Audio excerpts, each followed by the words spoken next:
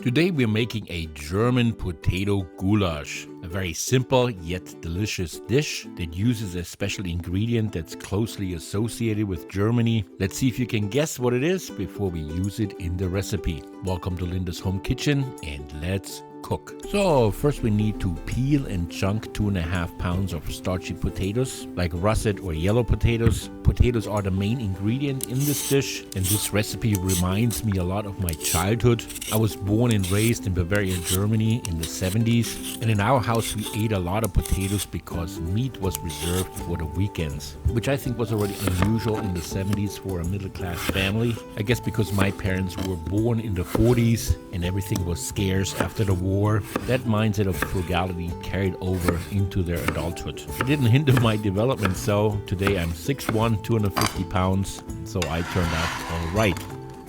So for the time being, we're going to store the chunked potatoes in some ice cold water, which will prevent the potatoes from oxidizing, meaning they won't turn brown until we use them for the recipe. So next we need to dice 2 onions. Linda always uses the same procedure. It's a simple way to ensure that you get uniform small pieces. First you cut the onion in half, then you make a couple horizontal slices, a couple vertical slices, and then when you slice it from the top down, you notice that all the pieces are about the same size. By the way, if you're wondering what the difference between a goulash and a stew is, a stew you would usually thicken with flour, cornstarch, or cream, and is often served on top of a starch like mashed potatoes. A goulash, on the other hand, is closer to a soup, and the broth is thinner because you don't thicken it. So next we add 2 tablespoons of vegetable oil in our trusty Dutch oven over medium heat, and then we add 2 tablespoons of butter. Now we add our onions and let them cook until they're soft and golden. And then we mince 4 garlic cloves. And then we let it cook for another minute until the garlic is fragrant. Now, classic goulash spice is of course paprika. We use 2 tablespoons. Let's stir it in until all the onions turn red from the paprika. Next we add 2 tablespoons of tomato paste.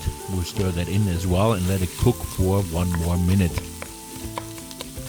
So here's another classic goulash spice, caraway seeds. We need a 3/4 teaspoon of it. And we're gonna crush it before we add it to the pot. Next we add a 1/2 teaspoon of ground coriander and 1 teaspoon of marjoram. Stir the pot again, and then we add 1 bay leaf. So now it's time to add all of our potatoes. I want to make sure we stir it well so that all the spices, the onions, the garlic is nicely mixed in with the potatoes. So now we pour in 3 cups of vegetable stock, which should be enough to cover all the potatoes, and then we let everything cook for about 20 to 25 minutes. Until all the potatoes are fork tender. We actually leave the pot uncovered while we cook everything. So, and here is our special ingredient, German sauerkraut. I guess I'm Americanized already. The Germans of course say sauerkraut. We add about 1 cup of it.